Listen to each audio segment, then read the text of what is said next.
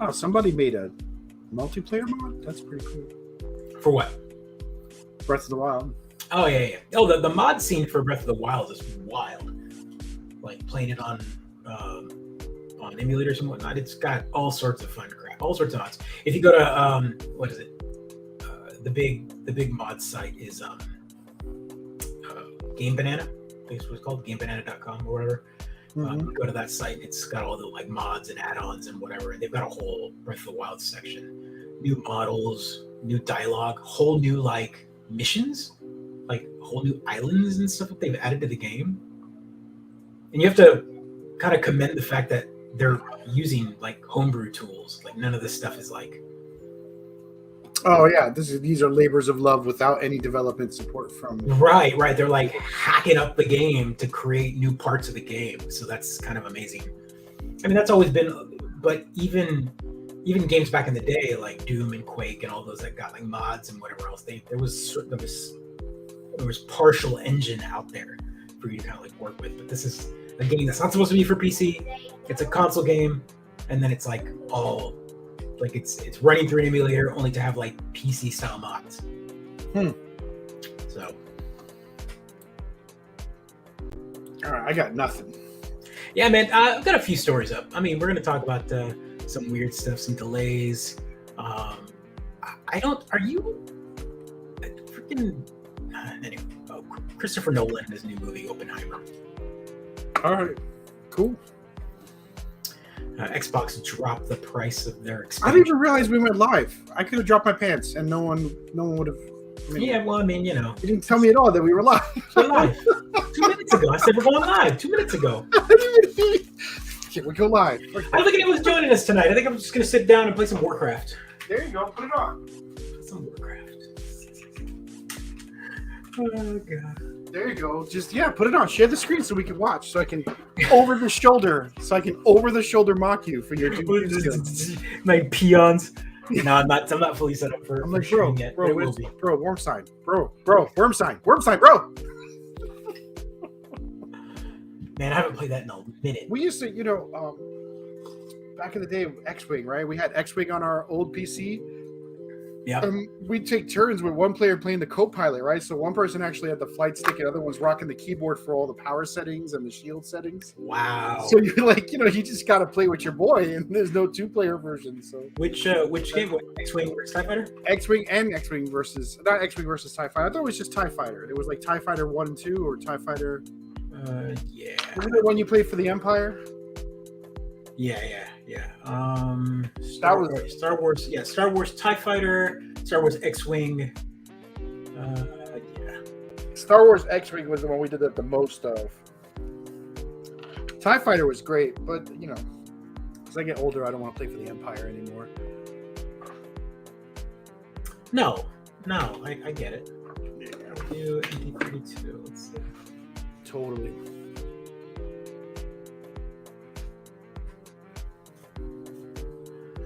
Yeah, no one's joining us today. Apparently we went live and no one cares anymore. They're all playing Breath of the Wild too. That's what they're all. Yeah, right. They're all playing. Or they're preparing themselves. They're meditating their way into it. Or they could also be expecting us to take the week off. What is that? Is that your text message signal? It's a TIE Fighter X-Wing. Oh my God! Did you just put it on? Yeah.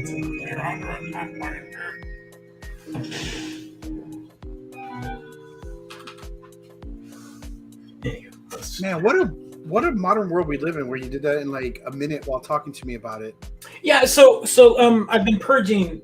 Since I haven't run the credits. Oh, look at the rules. I haven't rolled the credits or anything, but I'll kind of behind the scenes here. So I've been, I started this conversation last week, and I didn't get to tell you what was going on. So we don't own, we rent, right? That's what I mentioned last time. Mm-hmm. And the initial plan when we first moved up to Dallas or whatever was supposed to be like, hey, let's get here, let's live here for a year. We got a year lease, and then we'll get our shit together and buy a house or whatever. Right. And I felt like we weren't completely ready for it yet, but I think we were ready for the market that was then. Mm-hmm. Then COVID happened, and the housing market went stupid, right? So Houses everywhere. Houses that were one price went up double in value, and so areas that we wanted to live in we could no longer afford. Which of course everything went up in value, but our paychecks did not. It was one of those deflating moments in adulthood where the wife and I, we're both finally working and we're making good money. And so like, she's no longer just in college and like scrounging. We're both we're like, yes, we're finally above the poverty line or whatever. And then all of a sudden we're like, we're making it. We're like making this amount of money now a year. And then all of a sudden, boom, everything shot up. And we're like, wait a minute. We didn't even get a chance to like live like fat kings for a minute. Like, nope. It didn't work out. Yeah. And so, long story short, here we are in 2023. And we're still living in the same house. And the homeowner has slowly been like, we felt like he's wanting to like maybe sell it or do something or get us out so he can bring newer tenants in and raise the rent, right? Because he can't raise the percentage, he can only raise the rent or whatever. And so we got our lease renewal, and the lease renewal was like, oh, so you're allowed to renew for 6 months. And we're like, we can't do 6 months. It's got to be a year. We gotta do something else. Mm-hmm. And so that kind of lit a fire under our butts. And so we started talking to like people and going through the process of like filling out and doing that first homeowner stuff and all the paperwork and whatnot. So we don't know the consensus yet. We don't know what's going on. But the idea here is then the homeowner came back. He's a Japanese guy. He lives in Japan, but he owns a bunch of houses here in Dallas, and he's going through like a rental company.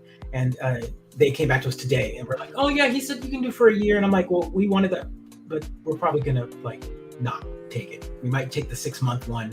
Yeah, it might take you 6 months to settle in and find a place and get it done. Yeah, that's awesome. Get it done. So that's the game plan right now. But we're going through that process of like we see lots of houses, but some of them don't stay on the market long enough for us to like we need that approval. As soon as we get that like fat approval, we can then go, okay. Yeah, it's hot fire. You got to be pre-approved. All the stupid stuff. Willing to move into a house with no inspection. It's madness. Determined to marry a woman who's rate in at 3% early on. Yeah, good for you, Rolls. If you could do it. Man. That's that would be the way to go. That would be the way to go. Also, does she have a sister? Yeah, exactly. Get a whole family that got 3% early on. Oh my god. Yeah, if I've got one regret, I wish I had bought sooner. Like, I wish I had just bit the bullet and became an adult sooner. I mean, we all became adults in different ways and in different things. I felt like I started the workforce and all that very early in life and was adulting then. But then, like, everything else was not adulting. And then, the shift of like, oh, being married, being a father, being whatever. But then, like, credit was always a thing that was never adulting until way later. It was just different stages. And we all make choices, for sure. Yeah. I said I'm not paying my student loan, and that destroyed my credit for a little while. But I do wish that when I got that all sorted, I had squeezed it. Like, as soon as I moved to Syracuse, I should have done it, as opposed to waiting as long as we did. Look at this. I got pre-approved back in 2009. Oof. Yeah, that's when it did. Yeah. I mean, if I can go back in time, I would have twisted my mom's arm to buy a brownstone in Harlem, right? 20 years ago. That would have been that would have been the ideal like killer investment property, right? Everything would have gone up like 5-fold, right? You look at some of the ones for sale now, and you're like, this guy's charging $8 million for it and bought it for $20,000 in like 1998, and you're like, what the hell? How is that possible? Living like a fat cat, man. Yeah, we just didn't do anything with it. It's still like lead paint and asbestos everywhere. And you just buy it and hold on to it, and then now it's worth like $8 million. And he's like, you didn't have to do it. You didn't have to. I can't sit on $30,000 and not do anything with it, though. That's not how I operate. Well, I mean, no one knew. I mean, did we know? No one knew, right? Well, in hindsight, again, like if you think about it, land's finite. Right, but it's the rise was so dramatic. Right. I don't think anyone saw that. Like, no one could have thought interest rates would have dropped to 0%. Right. Right? No one would have thought interest rates would have gotten that low. Buddy, let's run these And- credits and let's talk about some geekery. Let's go. Geekery, less about accounting. Maybe a little. That's accounting. pretty geeky. Maybe a little accounting. Little bit.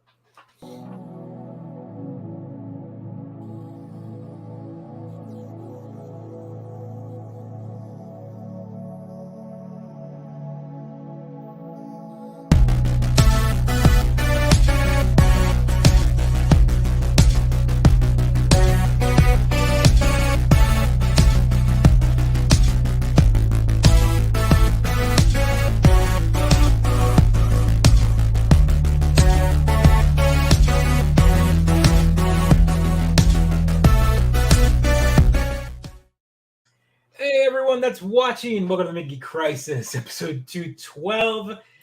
We started a little late, but that's okay. We're good to go. It's a slow start. There's a slow news week. We really don't have anything to talk about. We're just here to enjoy ourselves. Chill. We're gonna be chill. Joe teased a little Dune 2 earlier, and I was all like, "Let's go, let's go." Yeah, I'm gonna. But it's getting there.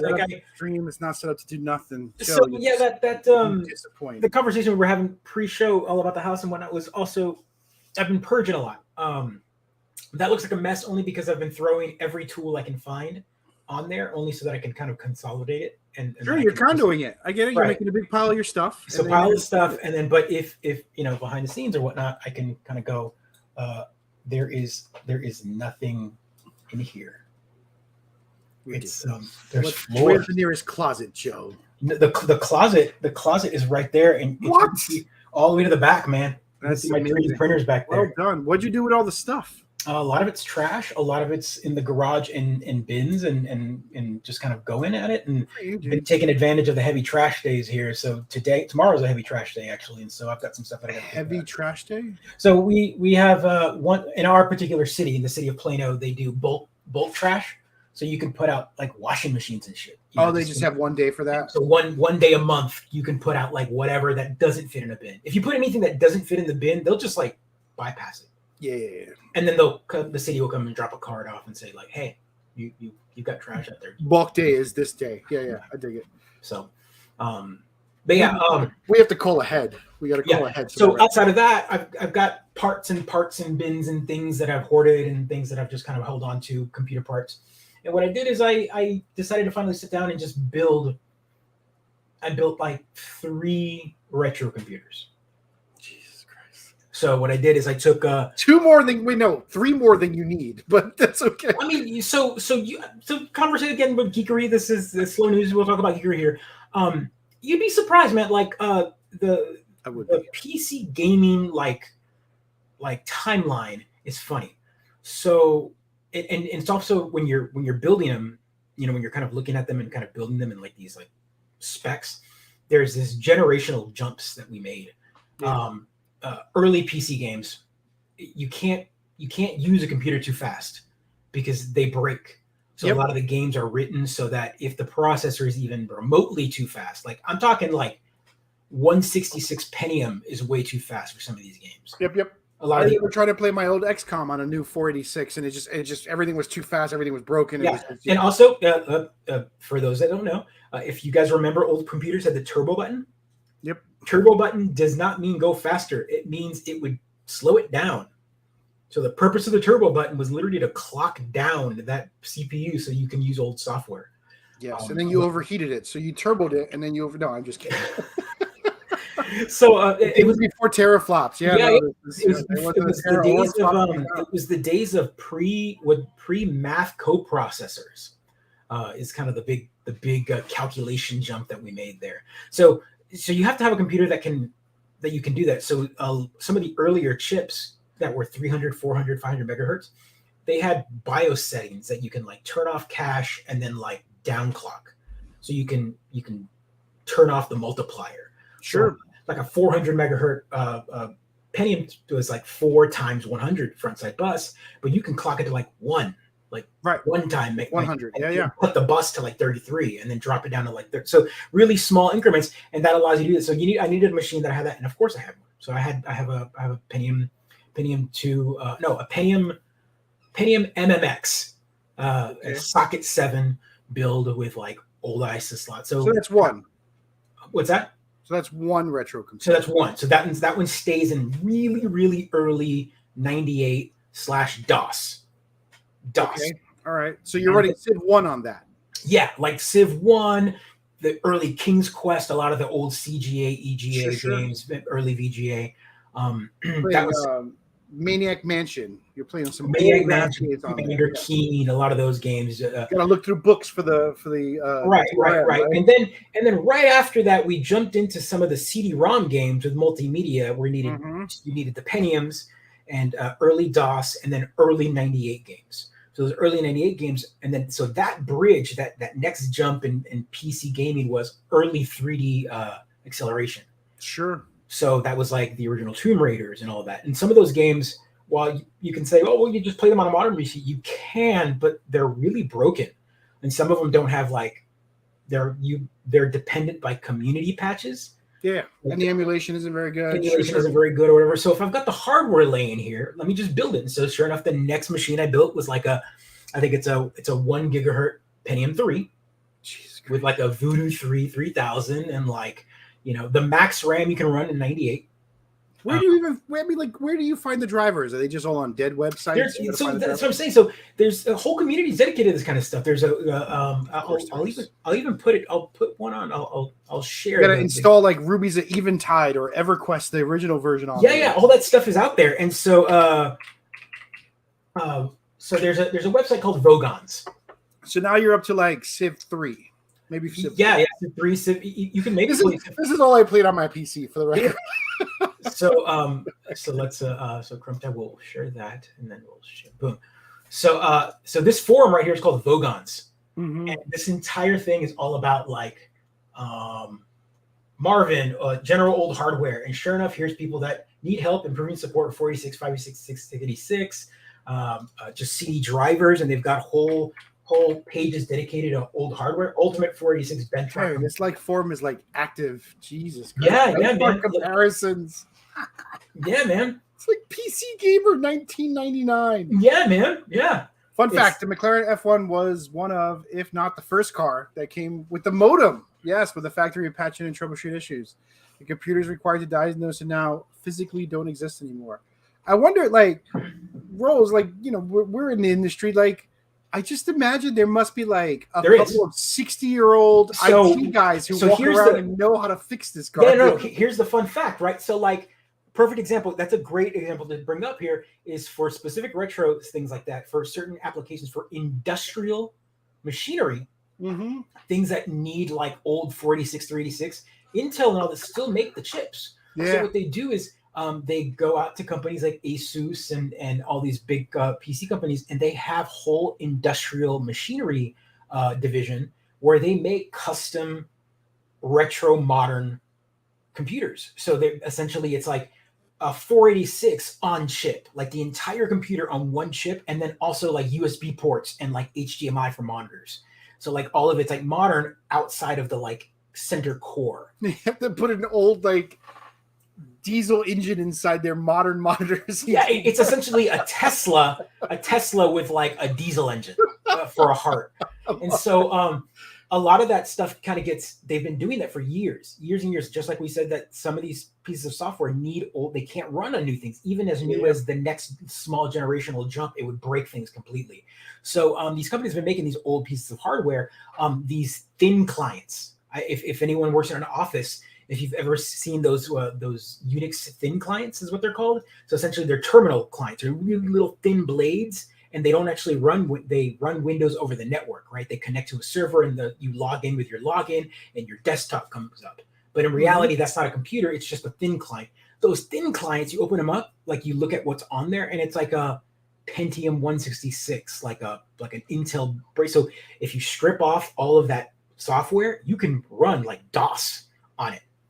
And all that. So people take those thin clients and turn them into like retro PCs as well. They're finding modern usage for all that stuff that gets trashed, man. That's the great part is some of these communities are up.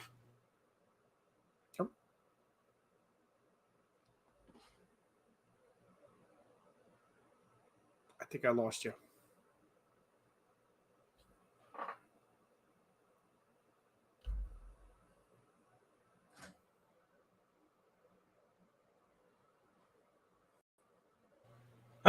Am I back? You Am I are still back. there? Yeah, Am I back? absolutely. Did I die? I think I might have died. I have no idea. Well, that was weird. It just like stopped. Anywho, Yeah. So yeah, all that kind of stuff, and there's whole communities that kind of maintain all that stuff. And like you said, there's drivers out there. There's whole pages and things. And so that second so I was dead. Weird. Thanks, Rolls. You could have told me that. I'm sitting there being like, "Am I dead? Who's dead?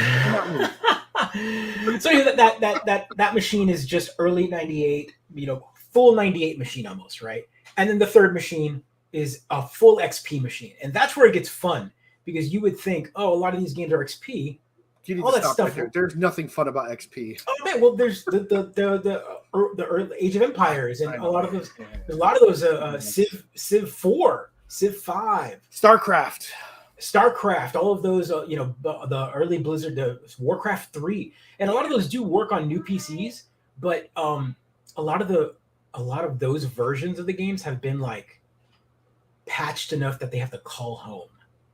Like the Blizzard version of like Warcraft 3 is like the remastered with all this stuff that like it's also we're gonna check to see if you actually owned it in an Empire. Right, you have to be running like. You have to be running like Blizz, the Blizzard, BlizzNet and all that BlizzNet and all that stuff in the background. So being able to like just play it outside of that is by using the original install. Yeah, no, I really do envy the retro folks who are divorced from online gaming. Is like, I went to play Redfall earlier and my internet was down and I couldn't play.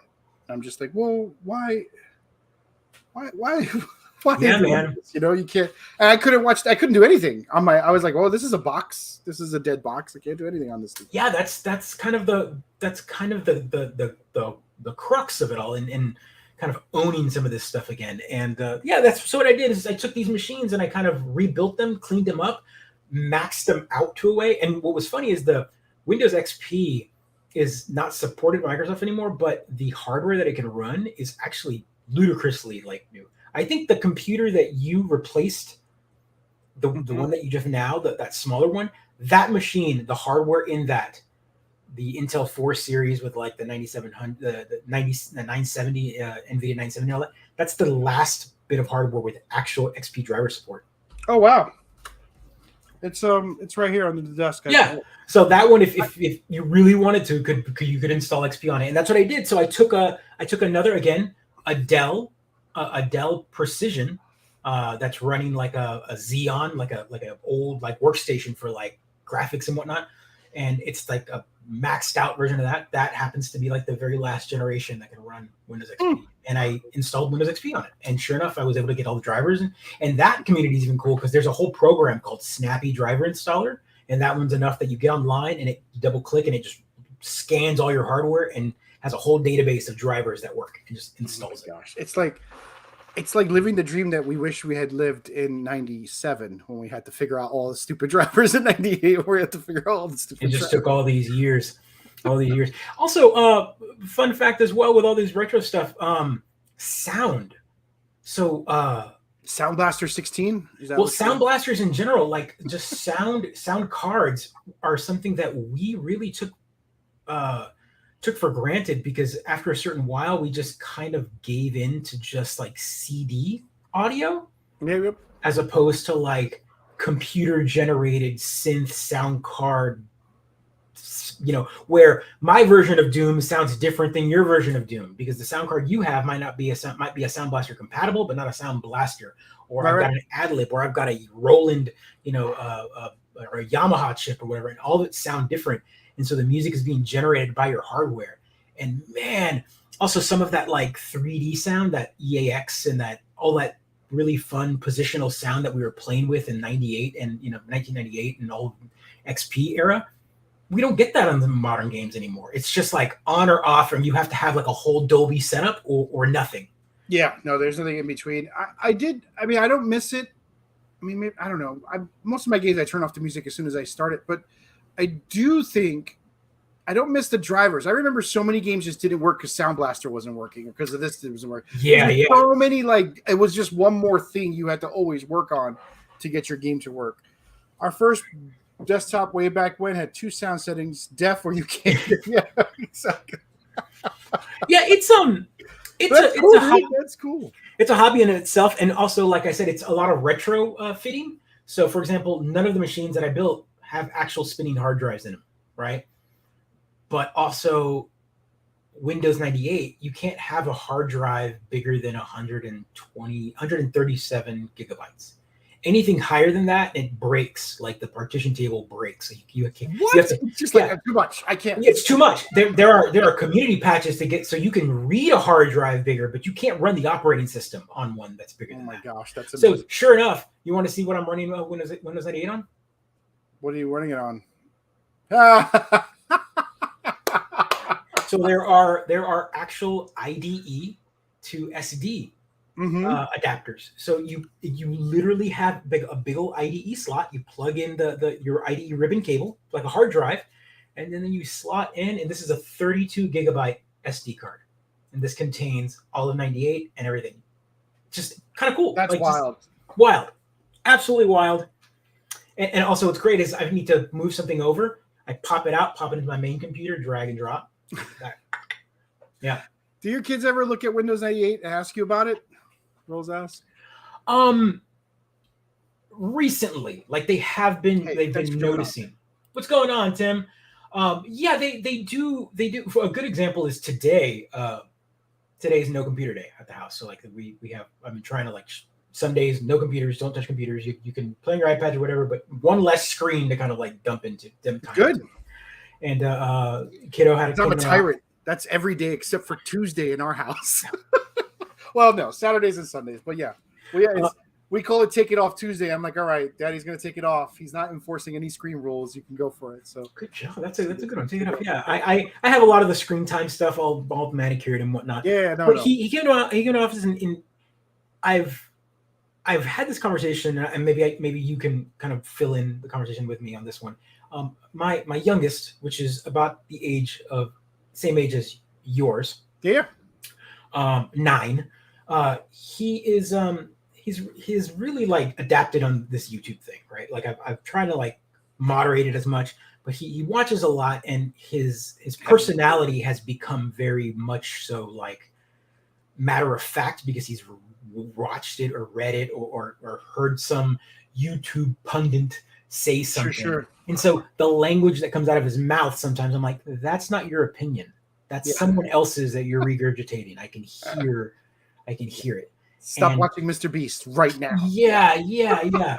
So he sometimes is Tim. We're all getting older. There's no stopping it. He is in fact 9. My daughter is also 9. He comes up to me and goes, so Dad, I want to know, do you think when I get older I can play some of these ones that I've got up here? So I've got some older stuff up here. I'm like, kiddo, you can play them anytime. You just have to ask, and you have to want to commit time to it. He goes, well, and then he grabs and he goes, Dad, is this a real Virtual Boy game? And I'm like, yeah, kiddo, the Virtual Boy is right up there. And I'm like, well, can I play it? And I'm like, well, that one I'm still repairing, but I have a way for you to play it. And he goes, how? And I go, well, he goes, well, is it crappy? Because I heard it's crappy. And I'm like, no, but kiddo, I'm like, yes, it's crappy, but it's also crappy for now. But it was revolutionary at the time. And I mean, it was crappy back then too. Well, hold on. So I go, kiddo, let me. He goes, well, I heard it's crappy red, and I'm like, yes, it's red, but I have to explain. I'm like, well, you know how dark rooms work, right? He's like, well, what do you mean? I'm like, well, photography, red light, it's less irritating to the eyes, more so than like white light. So red was the better color to choose. It also still gives you a headache. And he's like, I don't understand. I'm like, well, can I play it? And I'm like, oh, yes. So let me set it up. So I go and grab so I had mentioned this on an earlier episode or whatever, that I took my old Oculus Go, the original Oculus, like the one without a plug-in. And it's decommissioned by Oculus. Like they don't make any updates or whatever. So it's hacked, right? It's enough that I can drop emulators and stuff. And sure enough, there is that Oculus Go is nothing but a Virtual Boy emulator. It's just so it's essentially like an Android phone in a headset. You took a modern VR device and turned it into a Virtual Boy. Because it can't play anything else. Like, what else can it do? So, but also the Virtual Boy is kind of crappy, right? Like it's like hardware-wise, it's kind of crappy. Like you can't really strap it to your head. If you've ever played with a Virtual Boy, it's a red virtual On a headset big old pole.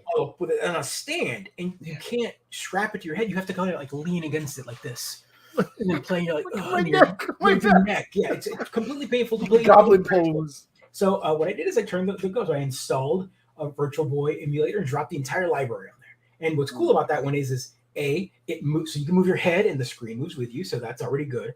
Second, you can change the palette, so you can change it to any color you want.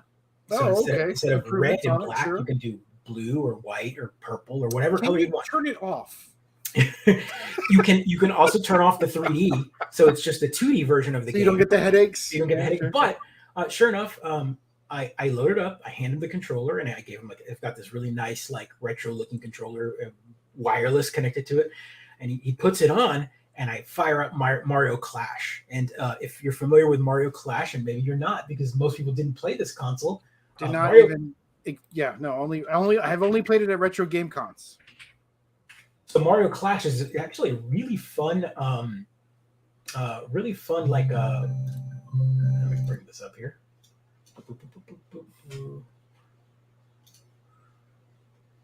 So this is what it looks like when you load it up, right?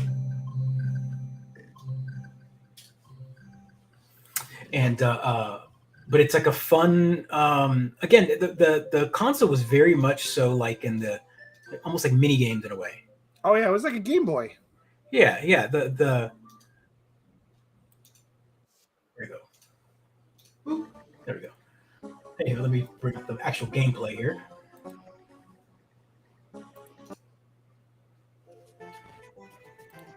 But it's 3D, right? So you're like Mario's way in the back, and you can whoa. Yeah. So I put it on, and I hand him the headset, right?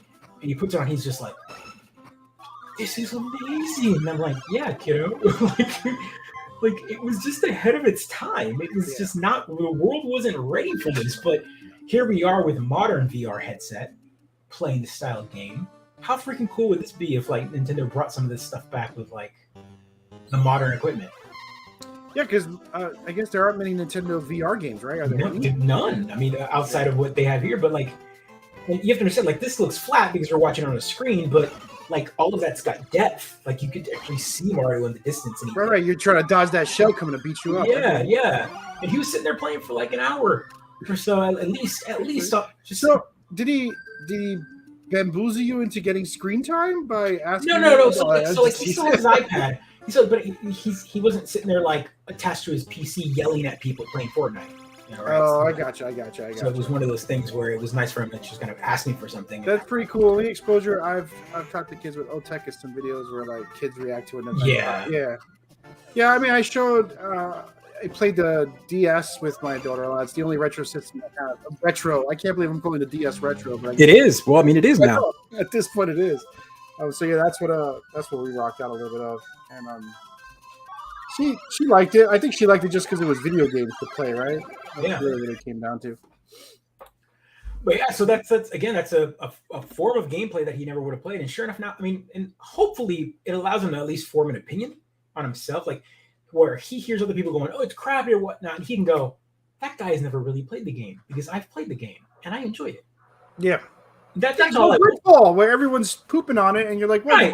So that segue there. So let's talk about Redfall here. So we ragged on it a little bit last episode because you did have some bad times with it, but just like you said before the show, we were talking about how there's this interview right now going on with Phil Spencer.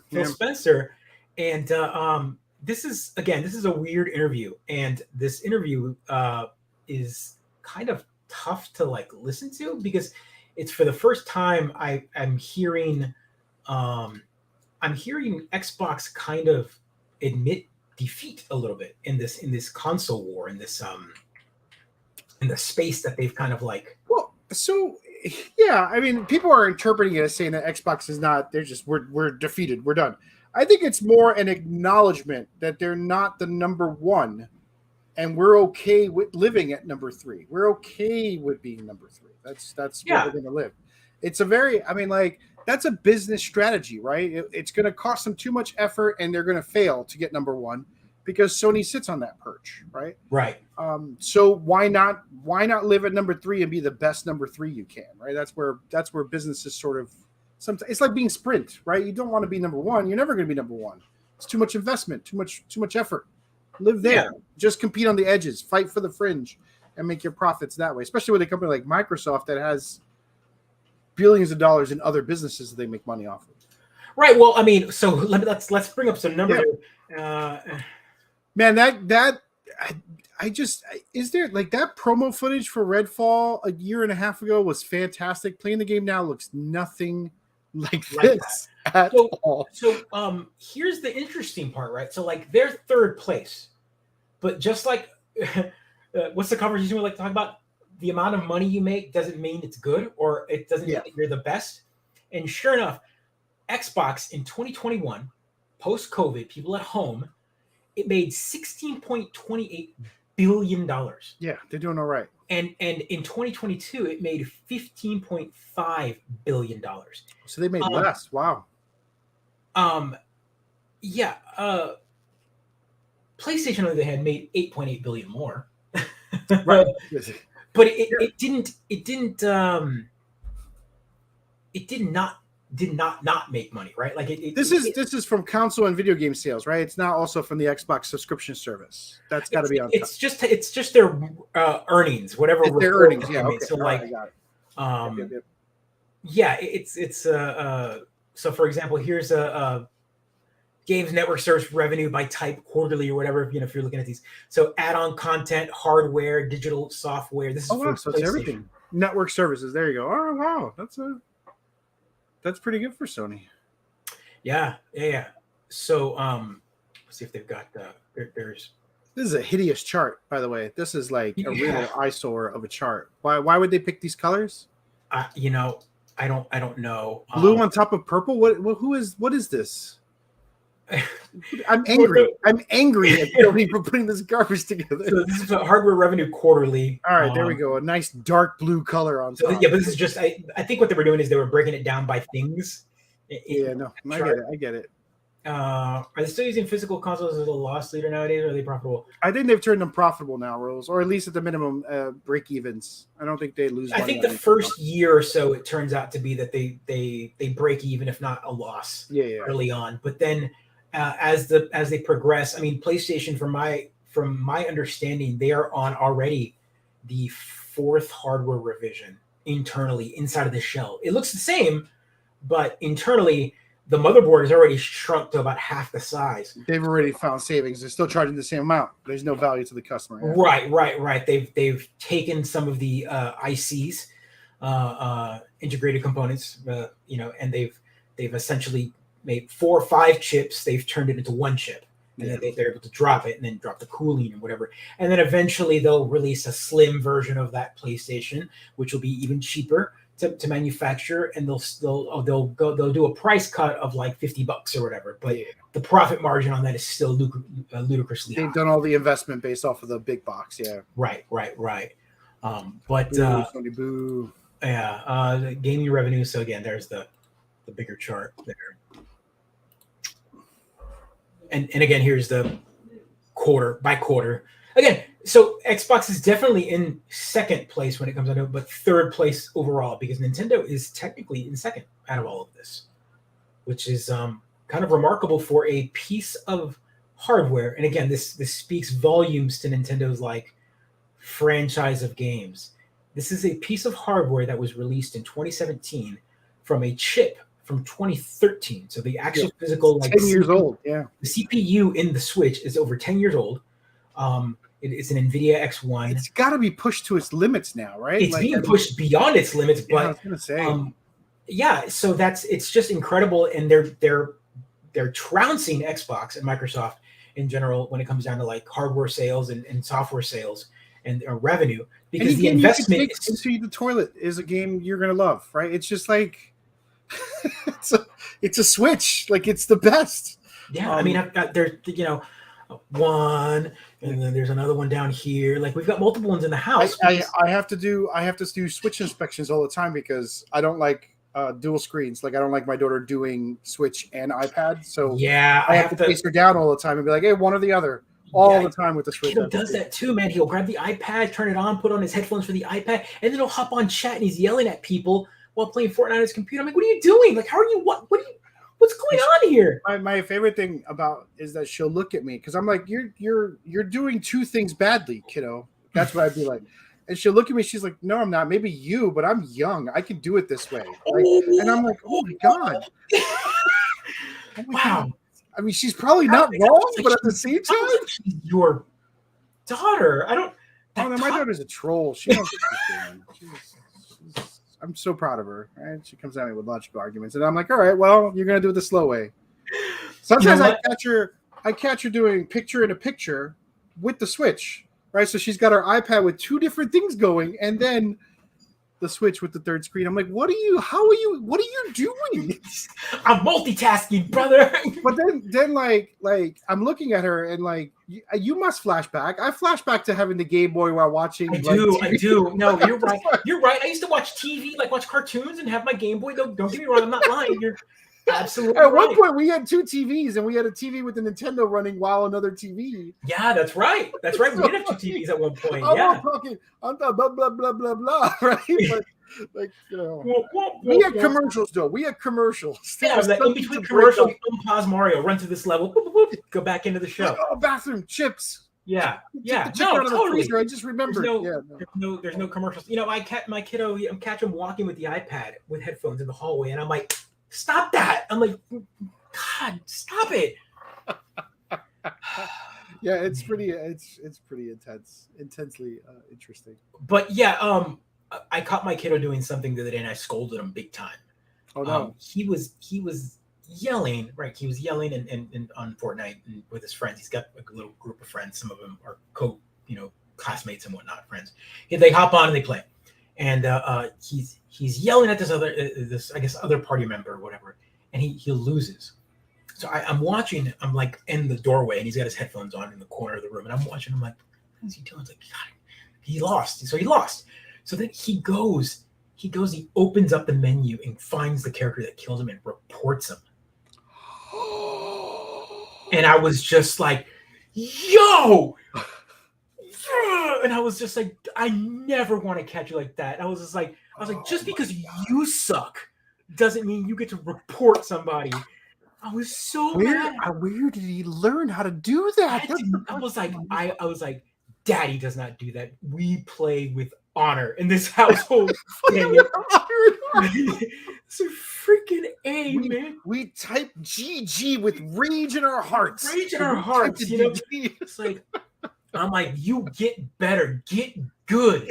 I'm like, God, I'm so mad at him. I'm like, you do not report. Yeah, that's pretty bad. That's being a jerk. Like, just because you suck and lost the match doesn't mean you report people. Report them. I mean, you trash talk them, but you don't report them. That's intense. It's like, report, they were cheating. I'm like, they were not cheating. You just suck. I'm like, get good. I gotta talk to him that way. I'm like, quit sucking. That's amazing. No, yeah. I'm always like, you just gotta get better, kiddo. Keep practicing. Keep practicing. Get better. Get good. Just get better. Because she's always like, she'll watch me do something in a video game. She's like, how do you do that? How did you? I'm like, I've been playing video games for 20 years. Like, this is baseline skill. Like, don't go on YouTube because you are not going to be impressed with daddy's skills. Like, this is not. No. This is not.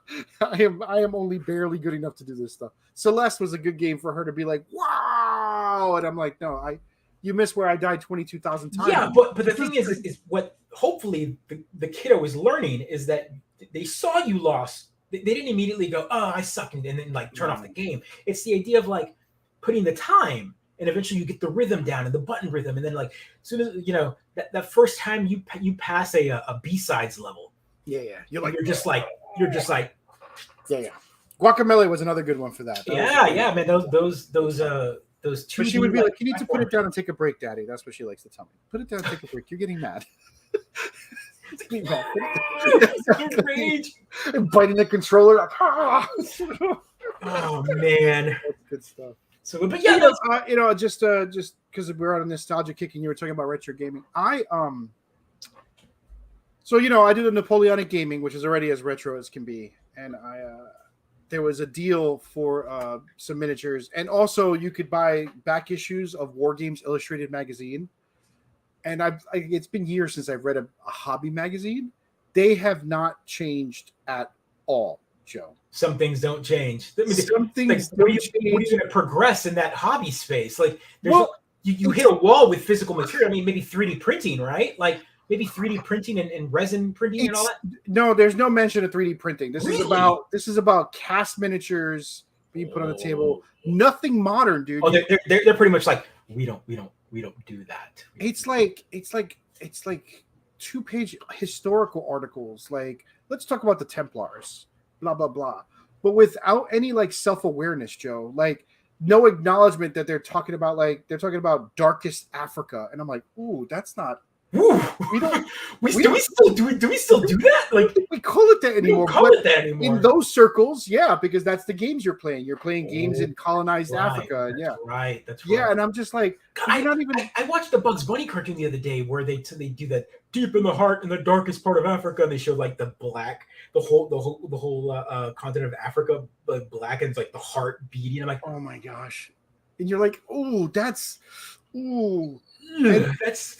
yikes. There's like no self-awareness, none. It's no acknowledgement that anything is different. It's amazing to me. Like, and I was in heaven reading these articles. I was just like, these guys are 60. Because Sarah was like, what do you think the average age of people reading these magazines are? I'm like 63 years old. Yeah. There's no doubt in my mind that I am the youngest man in this hobby. There is a wonderful Venn diagram, right? I think somewhere out there where it's like the olds and then people that were raised by olds. Yeah. And then so that Venn diagram, and slowly that's how you, as long as the olds, which is something that I constantly had to, speaking of retro, when I'll get on the conversation on that one in a second, but like, as long as the olds don't gatekeep so hard that they allow no one new into your hobby, you basically, olds will die and that hobby dies with it. And that's the like sad railroads. Part. I think like railroad construction is a good example of a hobby that it got too hard to do and too gatekeepy, and I think it sort of disappeared. It's now mostly just old folks who manage that sort of scene. There might be some young folks. Please send me your railroad sets if you have one, Rolls. But it's not a big scene right now, and I think it's because it just the barriers to entry is too high. Right, like a good example of this is like I watched I still read Penny Arcade. Son of a oh man, that's great. That's great. You better change your name to Rolls or Railroad, all right, buddy? Because the Ferrari tricked me up. Oh man, following Penny Arcade and seeing Gabe and Tycho, Mike and Jerry, and they're old like us. Yeah, they're old. Occasionally, Gabe jumps into a hobby and kind of goes ham. Right? Here's a geek that obviously has more money than he's got some disposable income. He's got so much disposable income now that he gets to live out his geek dream by and he jumps on a hobby. And so about a year ago or two, he was into slot cars, like slot car racing. And I was just like, that's a thing? And sure enough, I just for a minute, I started I'm like, let me research this. And I was like, this is pretty freaking cool. I was like, where you build the rig, right? The racing rig? No. Slot car, as in now he's always been into racing. The racing rig, right? Yeah. Yeah, because he liked playing some of those sim games, the team management ones, where like you can be like the pit crew, where you've got a whole crew and someone is like managing and watching the track and playing the whole F1 style, like someone's the driver and that sort of stuff. But no, slot car is like physical, like building the track and you've got the slot. Like what we got for Christmas. Yeah, like the old Tycho racers. With the guns? And with the guns. But there's like high-end versions of those, if you didn't know that. Just like Railroad, there's whole track. And so you can take your slot car, like you mod out your slot car and then go to these slot car like hobby places, and they've got these giant tracks built in a back room, kind of like we do with like tabletop. They have a whole slot car race, and sure enough, you put your car down on the slot and then you run laps and do it. And you can't. They go real fast, and you have to know how to control it around turns, because if not, it'll fling off. That's where you'd always lose, is on the turns. Right. Sure enough, there's actual technique to it. And I was just like, "What is this? I can't believe." And sure enough, like they're like sandpaper and cleaning off the pads and like changing tires. And I was like, "What is happening?" You beautiful nerds. Tell me more about your hobby. Yeah. So it's like that's what I'm talking about. Like hobbies, like certain hobbies that really don't transition to the digital space anymore. Like that's a hobby that you can't really go. And sure enough, tabletop kind of does that as well, right? Like you're playing Napoleonic like figures. I keep thinking about our future, right? The world we live in where people just work from home and barely socialize, and how important it is to socialize. And I'm like, man, why isn't there a slot car track down the street, right? Why isn't there like an arcade for us to get together and play games? Why we're doing it all over again. We're cycling. Everything old is new again. That's why all of these like these barcades are popping up again. That's why people are restoring arcade machines again, because we've hit a wall, right? We talk about this a lot on the show. We hit a wall where we have monetized the games that we love so hard. Loading a game, downloading a game is so frustrating for some of us now that it's just we just want to put in a quarter and get some freaking Street Fighter, some instant gratification. Just let me play the game. And that's hitting a whole new note where, again, Venn diagram, the olds and the news are starting to realize that some of those old games are really cool. And that's where retro kind of becomes hip again, because they're realizing that some of these games have like instant gratification and speed running, and all of this stuff becomes like niche but cool. So and fun and different, right? And less commoditized. Why couldn't I have made my hobbies as a kid? I don't know, like learning how to count cards or like how to fix stock winners. Something that would have funded my actual hobby. Oh, come on, Rolls. Then you wouldn't be as fun as you are today, right? That's right. No, I trained myself how to count cards for one deck, and it's a lot of fun. But also, that's why you don't play Dominion with him. Yeah, that's why you don't play Dominion. I'm way out of practice. I should. It was a good exercise in general, but counting cards was that's a cheat, man. That's why Vegas does 5 or 6 decks when they deal out cards nowadays. Because that's brutal. Dominion and Pandemic, right? Like those are, like you know what cards have been played, and you're like, I did that once at the table. I'm like, no, we're like 3 away from the disaster. And they're like, how do you know that? I'm like, how do you not? Like, what? Those games are designed for that, right? That's the meta game of the game. Like those deck building play is counting the cards. Absolutely. Yeah. I mean, high tier Pokemon games are like that, right? Like they know. Magic the Gathering was like that, where you're like, well, here's my probability of pulling cards. Poker's definitely like that, right? Yeah. And that's a whole level of game. You know, I'm such a Magic the Gathering recovering geek that every time I see MTG in any news article, I'm always confused for a moment. Because it's Major Ray Taylor Green, that terrible congressperson. Oh God! But they abbreviate the name to MTG, and I'm always like, Magic the Gathering is what the? Oh right, the politician. Oh right, the politician. I'm just fooled every single time because I'm like, oh, what did Hasbro do now? Like I'm always like disappointed, ready to be disappointed. Hasbro do that? God dang it! Retro, old is new. Yeah. And things always come back full circle, make us feel old, and sure enough, just like the winds of change happen. Hyperkin, 360 modern controller for the Xbox. Oh, so I can get a 360. Wait a minute. Wait. 360 is not old, man. Come on. 2005. 2005 isn't that long ago.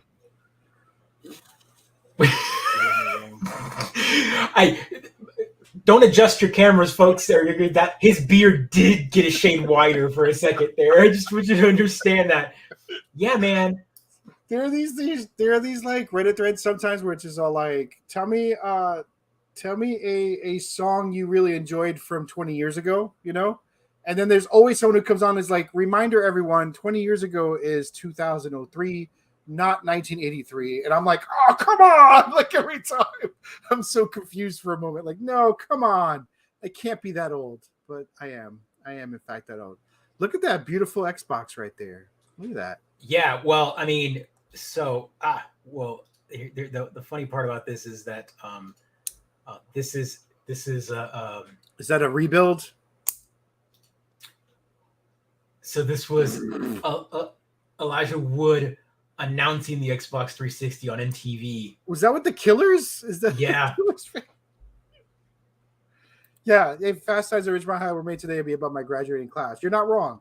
I mean, all the movies we watched that took place in the future, that future has passed. Like everything we watched as a kid, the future has passed. Oh, they still do the same stupid camera work. Oh yeah, well, I mean, it was the extreme. They're talking about retro. Oh, this modern gaming now, 77, right? So long ago, and I'm like, oh, it's not that long ago, is it? Is it? It is. It is a ridiculously long time ago. Oh man, and they announced it the 360. That was the first time they played that. Woo! What? Always high def. It's funny because they were like always high def, but the original version of the Xbox 360 did not have an HDMI port. It had, and it didn't come with component. It didn't. You had to buy component. It also didn't have an automatic optimizer because I remember you coming in and being like, "What the hell? Isn't that an HD TV?" And me being like, "What?" You being so mad at me, Joe. I remember you plugged it in. You were like, "Are you running this in like 480p? What is going on here?" Like going to the menu. You're like, so bad, so sharp now. What's happening? And I'm like, yeah. Isn't this TV like high def? How are you playing this? I was like, I just squint all the time at the screen. Yeah. Oh man, yeah. So it's old now, right? We're 20 plus. It's a retro system, yeah. I mean, I know it's a retro system because it's up in my closet. My old 360. I don't bust it out anymore. Though I probably wish I could because when the internet's down, I have nothing to play. And let's talk about more Xbox since we're still we Phil Spencer said that they're third place and that's where they're at. And this is one of the reasons they're in third place, which is really stupid, and I don't understand why they haven't fixed this. Xbox, if you're not familiar, the Xbox Series X and Series S, you can plug in a normal hard drive. Just a normal regular hard drive and it works, but that will only allow you to play older title, Xbox One games off of them. But if you want to play the series version of a game or a modern game, it has to be on the internal storage. If not, it tells you have to move it over. Or I've gotten that message before from my external hard drive. So it's like because you've downloaded it to that external hard drive and you're like, then you have the game, but they're like, you can't play it off here. You have to move it to your internal ones. But then you have to make space and you're moving stuff around. So the only other way to do it is you have to add what's called their storage expansion cards. And it's essentially just a NVMe, a modern method of storage in a like proprietary plug. And what's interesting is that people have reverse engineered it in a way. They've made an adapter, and for a while you could plug in one and plug it in, and the Xbox would detect it, and then Xbox locked it down, but did a firmware update and made it so that those stopped working. Oh my gosh! Because they're jerks about it. It makes no sense because again, PlayStation, the leader, made it so that you can just use off the shelf NVMe drives. Eventually, I thought you still had to open the box or something. Well, I mean, you pop off the side. It's got some clips, and then you too much trouble. Yeah, I agree. It's already too much trouble for the most users, but I mean, it's accepted, right? Like the fans accept it, and they just go, okay, one screwdriver, and you go bloop bloop bloop, and you click it. But you're better than the Xbox, bro. Woo! Yeah, woo! But here's the kicker, right? Thanks for jumping on. Hey, what's going on? So here's the kicker, right? So they dropped the price, $149 now for 1 terabyte. That seems expensive. It's still too high. So it used to be $220. That's ridiculous. That's ridiculous of a price point because if you go and search, right? So I'm gonna real quick. I'm gonna open another tab and I'll share it. You probably buy double that for. I'll do a 2 terabyte NVMe, and then I'll do. It needs to be Gen 4. So just real quick, just boom, NVMe Gen 4. Look at this, 2 terabyte Samsung, basically a good brand one. $139. Yeah.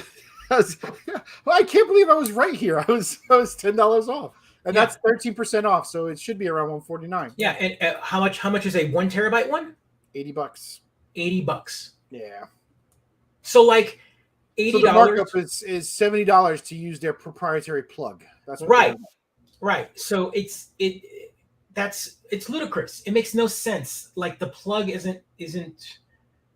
Just make an adapter, guys. Like, why do they cling to these stupid ways? It's like Xbox is very friendly about certain things, right? Like they were like, oh, you can just plug in a hard drive, on the last gen, and download stuff, and sure enough, through USB it works, and that was already ahead of PlayStation. PlayStation then added that to their thing, so they're playing like this weird game of like who screws over the consumer first and who like betters the consumer. I'm sure some egghead said most users don't care about external storage. I'm sure. I mean, I don't. I just delete old games and I move on with my life, right? Right. Until you have to care because games get bigger and bigger. And a good example, and again, this might not be a game you play, but a good example is Call of Duty Warzone. Yep. It's the only game that's going to fit on your PC. It's the only game that'll fit on your Series S. Well, that's the price you have to pay to play a shitty game. All right, y'all? Right. So, like, you have to load that game, and then you have to unload everything else. Yep. So that's a shame. That's a shame. Punish yourself by playing that game. Yep. All the other games. But games get bigger and bigger, and the storage space limitation. And if you're not going to make it so that I can play the new version of a game on a cheaper version of external storage, you have to buy this. It makes it so that like we're going to get to the point. I think that's $149 for a 1 terabyte, right? So if you buy a 1 terabyte and then you buy a Series S, not even a Series X, a Series S for $250, let's say on sale. Yep. So now you're $400 in. Yep. And you still haven't got a game. You still haven't had a game. You might use that 3-month Game Pass coupon that's in that box, maybe, or not. Or from my understanding, I think they stopped doing that. They're going to stop, giving those 3-month. Don't matter. I'm paying up to 2025, baby. Yeah. So like, at this point, like, what are you doing? Like, if you're already in third place and you're not fighting for more consumer, like, at what point do you kind of go, wait a minute, we're sitting on our hands here and we're going to be losing because we already saw that the profit margin went down 13% between 2021 2022. How much more is it going to go down next year? And at what point is some heads are going to start rolling? I mean, Phil Spencer's been in that role for a long time. Yeah. At some point, someone's going to come in and have to right that ship, at least attempt to look like they're competing. Because when you come out in an interview and say that you're really happy to be in third and you're going to be okay with being in third, that doesn't speak well for stockholders, right? Like for gamers, we can understand that the market is really vast and it's good for us. It could also be a strategy, right? You don't want to seem like you're gunning for it when Activision's and that merger might be on the line, right? Where you're trying to be like, hey, we're in third place. We're the smallest and worst of them. Yeah, you're right. That might be a strategy as well. Because that's where we're talking about 4D chess, right? That's what you're talking about. 4D chess. Yeah. You're like, oh, I can't be too gun-ho because people are watching. Yeah, they're going to use everything I say in court. It's true. I hadn't considered that until just now. That's interesting. Yeah, so that might be one of them. And again, I don't want to hate on them because, again, Game Pass is literally the greatest value in gaming.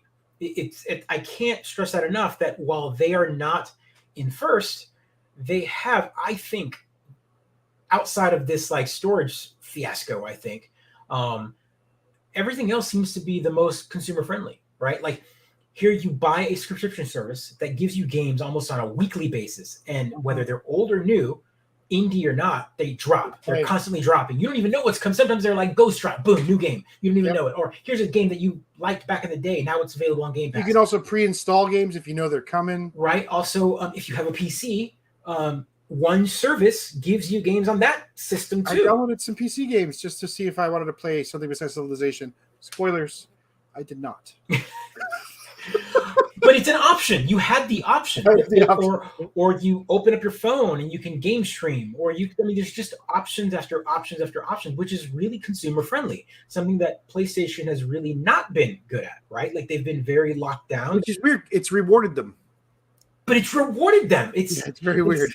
It's very interesting. Like, hey, we're going to charge you $70, never have our controllers on sale, $70 per controller, not removable batteries, still break, still have drift. Why do you need a second controller anyway? You don't have any friends. Yeah, exactly. It's like these weird things where Xbox is like, hey, our old controllers from last generation work 100% on this generation.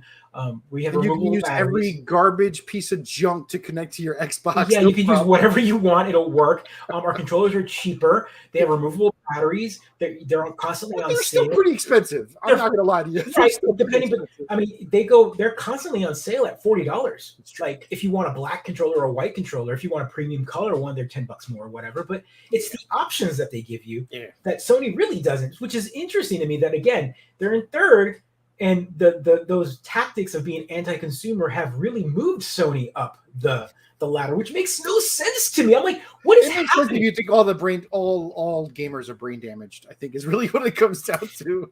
They're all brain damaged. I'm sorry. Oh man. Lining up for Call of Duty all day long. So brain damage aside, games are coming, and retro is in, and all that kind of stuff. So here's another game that I'm really interested in looking at, and here we have a new roguelike, very much so like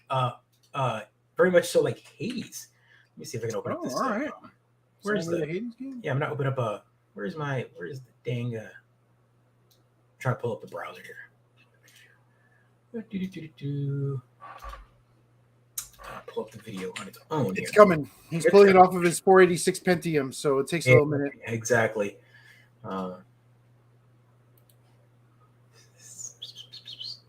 No. Get it together, YouTube Joe. link. Come on, folks. I'm getting article links, but not the YouTube link. Anywho, it's a roguelike which is available on Apple Arcade as well, but it's also coming to consoles. It is it's called TMNT Splintered Fate. Oh, it's a Teenage Mutant Ninja Turtles game? Yeah. It's a Ninja Turtle like roguelike, kind of like Hades. So here we go. Boom. There we go. Splintered Fate. And it's looking pretty cool. Let me pull up. I'm gonna have to pull up the trailer on. I can see the image, but I can't see any. Yeah, it's weird Yeah. how hard it is to find. Their search optimization is not in good shape. Wherever you are, Splinter is missing. Let's go get our dad. The brothers are under attack, Your family's doom is at hand. and something sinister is afoot. A co-op your roguelike. turn. Co-op roguelike. Splinter. In the brand new Splintered Fate, Bring it on. enemies lurk on every rooftop and under every street in New York City. Where'd that portal come from? Battle your way to power-ups and come back stronger to master new skills. Right. Join forces with friends on your quest Let's go. with roguelike action. This is how we do it. Every run brings you closer to Splinter and unveils an even greater threat in the shadows. I will have your filthy mutant heads as trophies yet! Teenage Mutant Ninja Turtles Splintered Fate.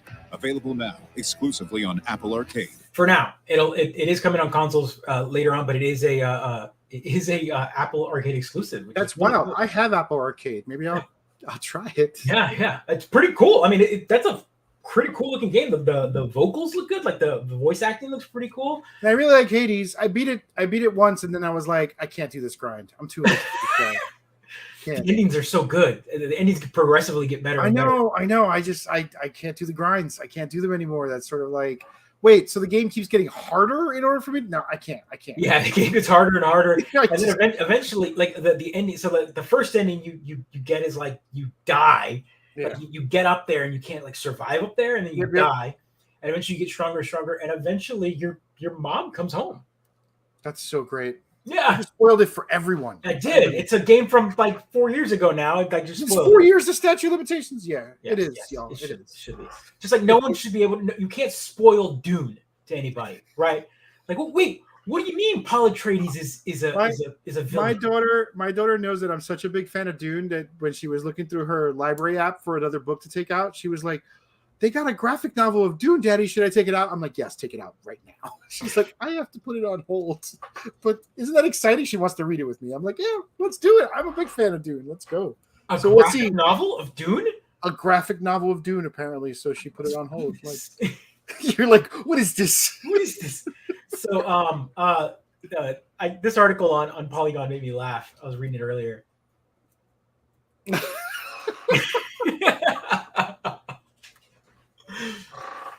I agree.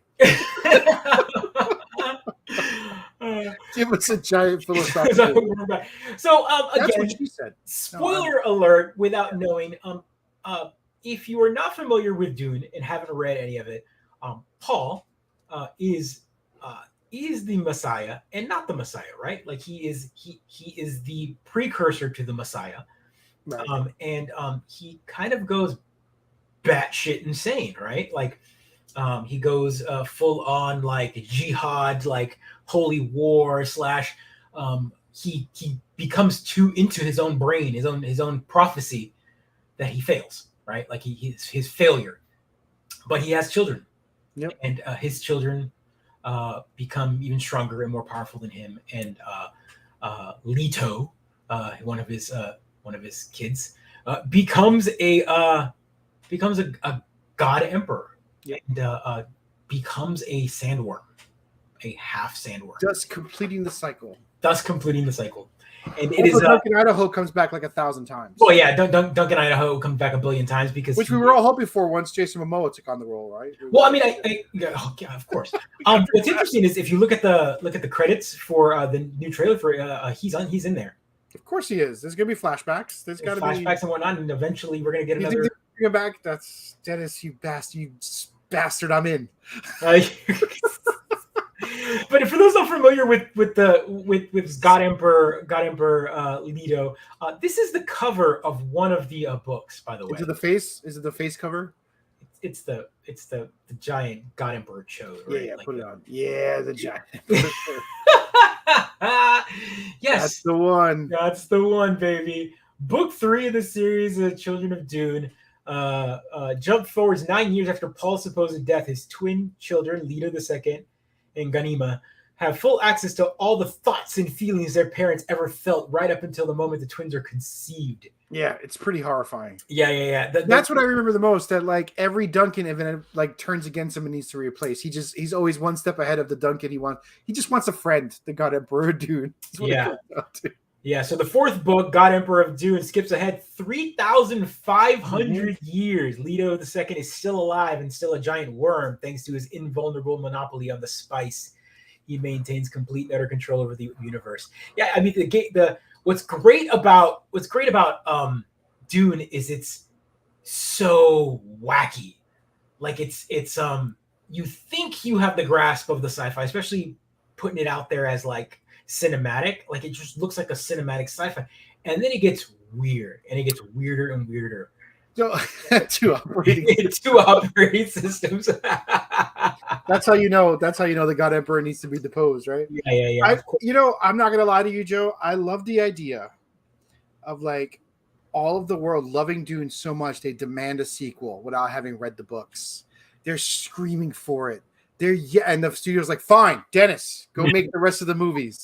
And then they walk into God Emperor Dune and they go like, what the Yes. I would be like, oh yes, the tears. Yeah, I'll become a God Emperor. I'll enjoy some. Oh yeah, man! No. By the last book, it is high level science fiction. Oh, here's the 1984 Berkeley Books cover of Dune. So this is a more recent version. This is the one I remember. Yep. Yeah, this one right here is absolutely. You closed it. You stopped sharing it. Bring it back. Bring it back. Yeah, gotta bring it up. We get blocked by Twitch. Yeah, it's like that's the one. That's the one. Yeah, that's the one I used to have. Yeah, that's the exact cover. Yeah. That's I know that at my folks' house, my copy of Dune is the original copy of Dune is the one where they've got the like it's them and they've got like almost like the war gas masks. It looks very much like Fallout looking, like paperback. It's probably sitting on my dad's shelf still. Mine's all torn up. I probably should get another. Oh, I mean it's torn up that. Yeah, it's been read too many times, or just. I know it's still at my folks' house somewhere in a box somewhere, and I've got to find it. I love it. Find it. Anywho, folks. Dude. Yeah. We're out of time. It's long talk, but fun. Thanks fun for jumping on, Rose, Rita, Tim. Thanks everybody. Yeah, thanks everyone who jumped in. Again, go pick up some Tears of the Kingdom on Switch. It comes out tomorrow. Pay money for it is what we're asking you to do. Pay money for it. It's out there. The embargo was lifted today. So that means that there are people streaming it online. Nintendo, I think Nintendo Clubhouse or their Treehouse is doing a stream as we speak, I think right now of the game. Wow, that's amazing. And there lots of fun stuff, whole new mechanics. It is an interesting game. It is wild. You didn't get to play the first one, right? I have not played the first one. No, Yeah, man, it's even. I might deeper pick it into- up now. They never go on special, these games. Oh yeah, yeah, it's been on special for a while. I think it's like $20 or 25 or something. All Like right, that. maybe. Well, for 25, that feels like too much for a Nintendo game. Well, the amount of hours you're going to jump into that game. Controversial statement. Controversial statement. But All right, my dude. all right, man. Yeah. Take care, everyone. Like, subscribe, share. Another episode in the can. Is that where I'm at? You got to say yours. Oh yeah. Be kind. Take care, everyone. Yours.